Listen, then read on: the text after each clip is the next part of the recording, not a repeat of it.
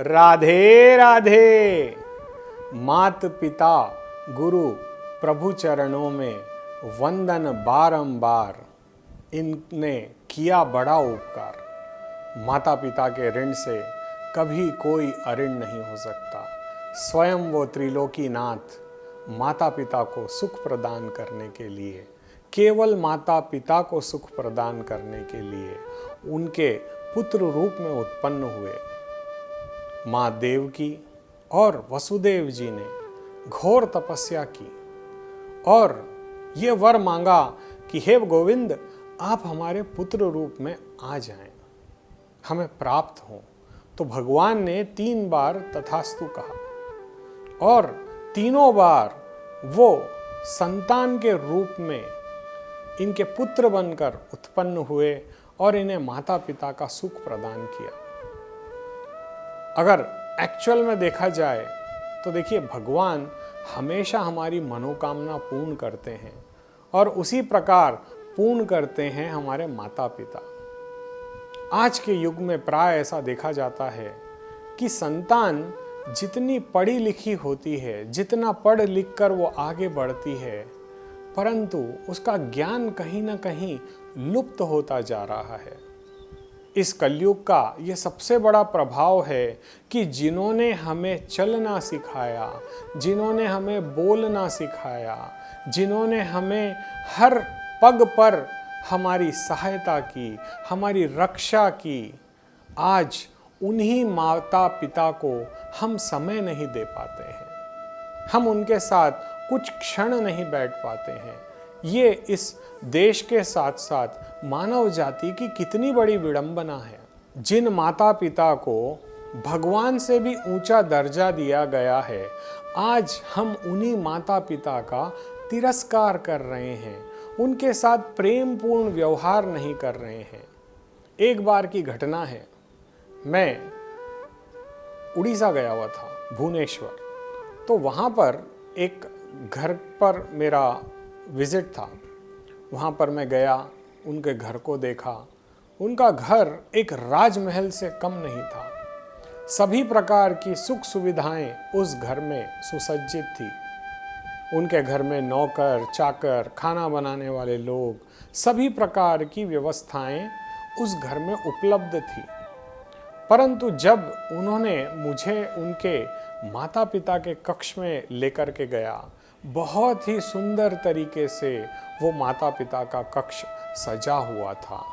उसमें एसी, आधुनिकता की सारी चीज़ें उस कमरे में उपलब्ध थी। परंतु उनके माता पिता के चेहरे पर मुझे एक अजीब सी उदासी दिखी। मैं ये समझने की कोशिश कर रहा था कि इतने सुसंपन्न घर में एक माता पिता के चेहरे पर दुख के बादल का कारण क्या है। देखिए, शारीरिक रोग यदि व्यक्ति को हो तो वो मुंह से बता सकता है, वो अपने आप कहता है कि मुझे ये शारीरिक पीड़ा है। परंतु मानसिक पीड़ा यदि किसी व्यक्ति को हो तो ये उसके चेहरे पर झलकता है कि ये मानसिक रूप से पीड़ित है। कुछ क्षण के लिए मैं वहाँ बैठ गया, उनके माता पिता से मेरी बात हुई तो उन्होंने कहा, हमारे बेटे के जैसा अच्छा बेटा इस दुनिया में कोई नहीं होगा, इस कलयुग में तो कोई नहीं होगा। इसने हमें सब प्रकार की सुख सुविधाएं प्रदान की है। ऐसी कोई सुख सुविधा नहीं है जो हमें प्राप्त नहीं है। तो मैंने उनसे एक सिंपल सा प्रश्न किया, फिर हे दादाजी और दादी जी, आपके चेहरे पर इतनी मायूसी क्यों है? आप क्यों ऐसे आपके चेहरे से अप्रसन्न से लग रहे हैं? आपके चेहरे की प्रसन्नता कहीं लुप्त हो चुकी है, इसका क्या कारण है? तब उनकी माता के आंखों से आंसू बह आए, वो रोने लगी। मैं समझ गया कि यहाँ कुछ न कुछ प्रॉब्लम है। तुरंत मैं उस कमरे से बाहर निकला।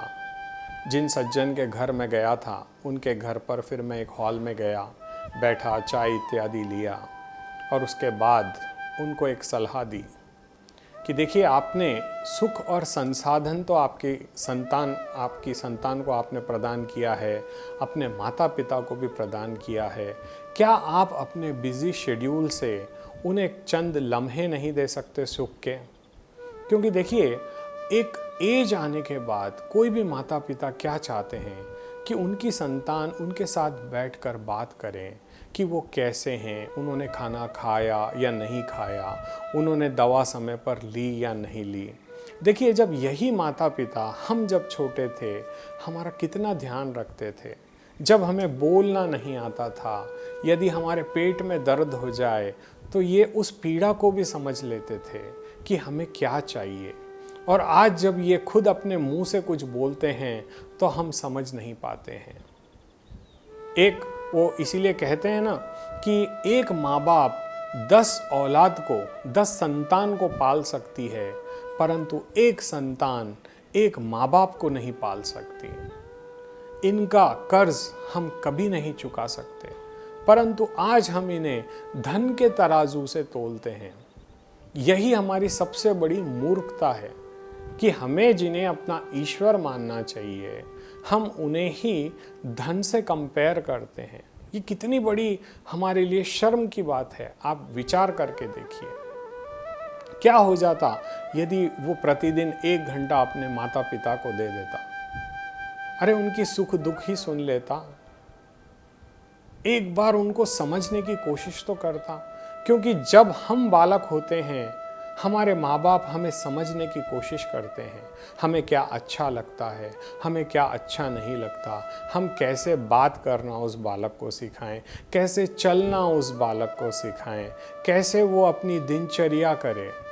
उसको स्कूल में डालते हैं, उसको स्कूल छोड़ के आते हैं, उसको स्कूल से लेकर के आते हैं, उसके अच्छे बुरे का जैसे एक माँ बाप ध्यान रखते हैं। क्या बुढ़ापे में हमारा ये कर्तव्य नहीं बनता कि हम उनका ध्यान रखें, चंद समय उनके साथ बैठकर प्रेम पूर्ण बातें करें? देखिए, होता है कि बुढ़ापे में अक्सर ऐसा देखा गया है कि व्यक्ति की तबीयत ठीक नहीं होती, जिसके लिए वो बहुत सी गोलियां खाता है एलोपैथी की। उससे कभी कभी उनके अंदर चिड़चिड़ापन आ जाता है। एक छोटा बच्चा भी तो चिड़चिड़ापन करता है। क्या हम अपने बच्चे का त्याग कर देते हैं? नहीं करते। तो फिर हम क्यों अपने माँ बाप का त्याग कर रहे हैं? क्यों उन्हें अपने से दूर कर रहे हैं? एक बार इस विषय पर गंभीरता से विचार कीजिए। क्योंकि देखिए, जीवन में सबसे बड़ा सत्य यही है कि ये एक मृत्यु लोक है। यहाँ पर कोई भी संबंध शाश्वत नहीं है। आज आपकी संतान क्या सीखेगी आपसे? आप अपने दादा दादी को टाइम नहीं देते हो, यह आपका बेटा नोट कर रहा है, आपकी बिटिया नोट कर रही है। और जिस दिन आप बूढ़े हो जाओगे, आप ओल्ड हो जाओगे, तब ये संतान आपको भी समय नहीं देगी। लग्जरी तो वो आपको अवश्य दे देगी। आपको ज़बरदस्त बेड दिया जाएगा, एसी दिया जाएगा, टीवी दिया जाएगा, संसार के सभी सुख साधन आपके कमरे में प्रदान किए जाएंगे, जैसे कि हम एक 7 स्टार होटल में रहते हैं, परंतु हमसे बात करने वाला कोई नहीं होता। क्या आप ऐसा जीवन जीना चाहते हैं अपने बुढ़ापे के लिए? तो सोचें इस विषय पर, समझें, भक्ति के दिव्य स्तोत्रों का आप मनन करें। श्रवण कुमार जैसे संतान देखिए, जिन्होंने अपने नेत्रहीन माता पिता को अपने कंधे पर रख करके उनको तीर्थ यात्रा कराई। ऐसे ऐसे दिव्य सुपुत्र इस धराधाम में हुए हैं। भगवान श्री रामचंद्र जी को देख लीजिए, जिन्होंने केवल पिता के वचन के लिए 14 वर्ष का वनवास भोगा है। अरे वो भी तो संतान थी। आज इस कलयुग में मैं ये नहीं कहता हूँ कि सारी संतानें गलत हैं, परंतु यदि आज हम अपने माता पिता का सम्मान नहीं करते, उनको समय नहीं दे पाते, उनसे प्रेम नहीं करते, तो अक्सर ये देखा जाता है कि वो निराश होकर के डिप्रेशन में चले जाते हैं। और ऐसी ही एक घटना हमारे एक शिष्य के पास घटी।